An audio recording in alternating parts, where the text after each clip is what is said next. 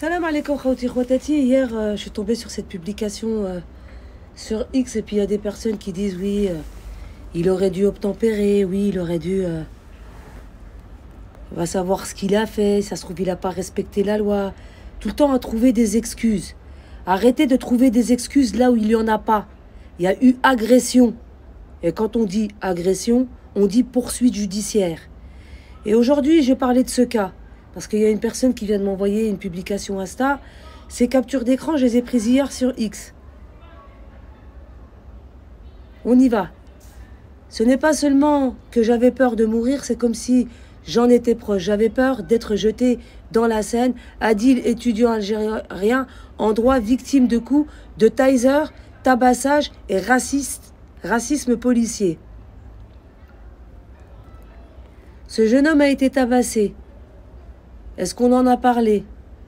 Est-ce qu'on a fait du boucan, du vacarme sur X ou sur les plateaux TV? Non, pas du tout. Vous savez pourquoi? Parce qu'il est musulman, mais algérien. Et à vous, mes frères et sœurs algériens, quand il faut vous dire qu'on doit rester unis, arrêtez de vous bouffer la gueule sur les réseaux sociaux, car vous donnez l'occasion aux gens de montrer que vous êtes divisés, que vous ne serez même pas capable de vous unir dans des cas comme celui-là. Vous, les avocats algériens, vous êtes où quand on a besoin de vous? Nulle part. Et je sais de quoi je parle. Aujourd'hui, j'ai envie de dénoncer. Et je vais le dire sans mâcher mes mots. J'avais fait la rencontre d'un avocat, je ne donnerai pas son nom. Puis pour une affaire, je l'ai contacté. Je lui ai laissé 2 messages. Il n'a eu pas le temps de me répondre.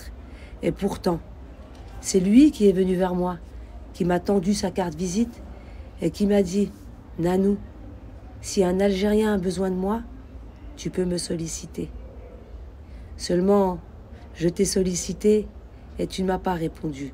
Par contre, je t'ai envoyé une cliente. Je pense que tu vas te reconnaître maintenant.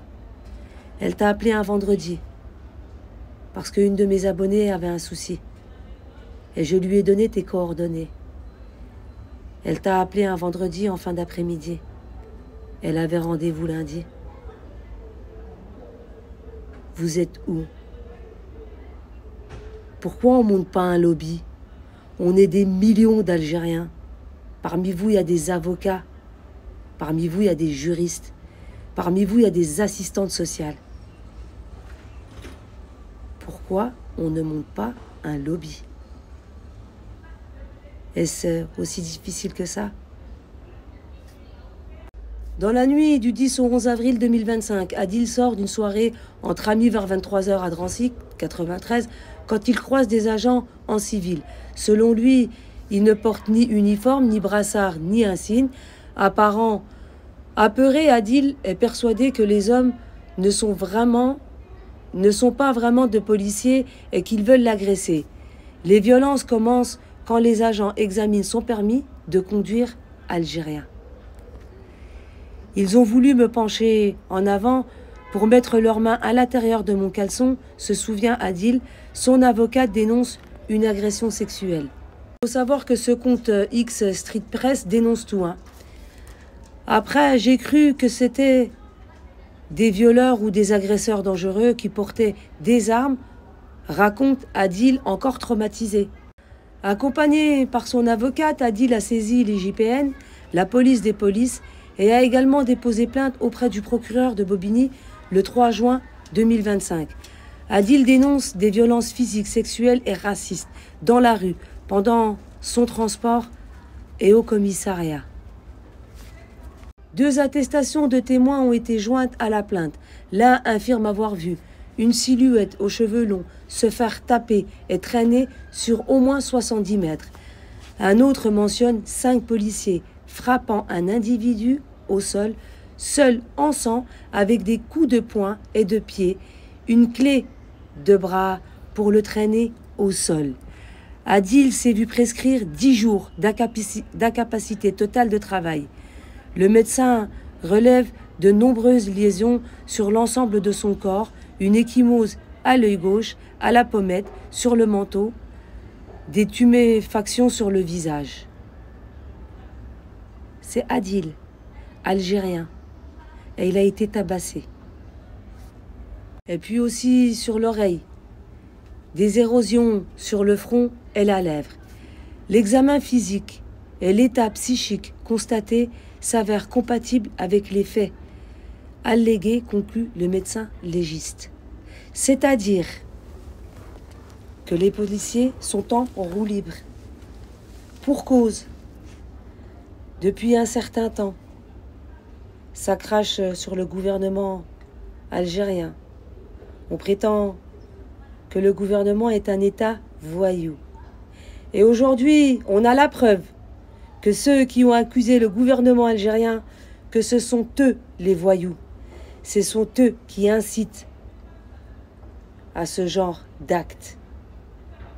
Et j'espère que la justice va faire en sorte que ces policiers soient condamnés pour leurs actes. Parce que si on ne les condamne pas, ils vont continuer.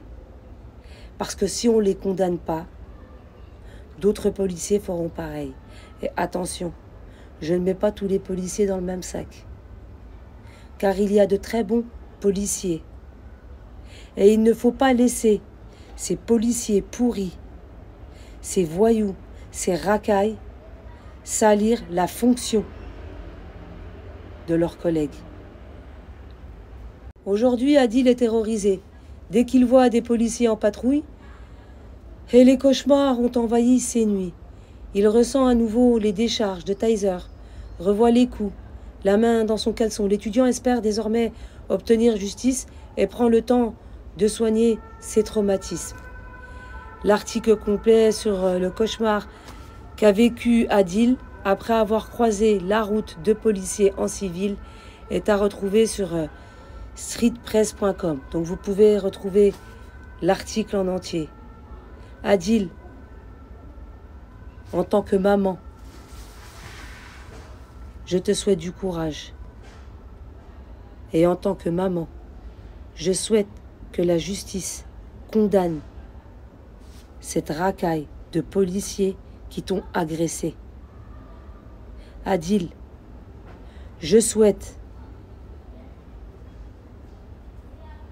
que tu sois contacté par l'ambassade d'Algérie afin que tu sois défendu. Parce que Adil, c'est un Algérien. Et en tant qu'Algérien, vous êtes censé être là pour lui. Nous aussi,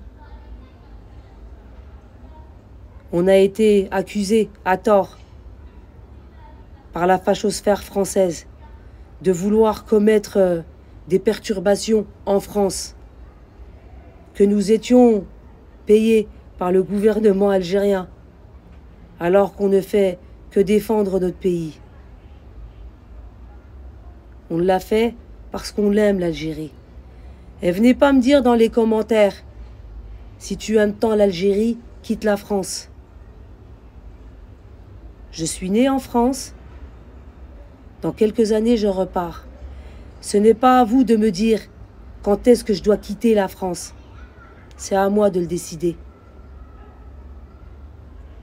Parce que la France d'aujourd'hui n'est pas celle que j'ai connue depuis ma naissance en France. Elle a beaucoup changé.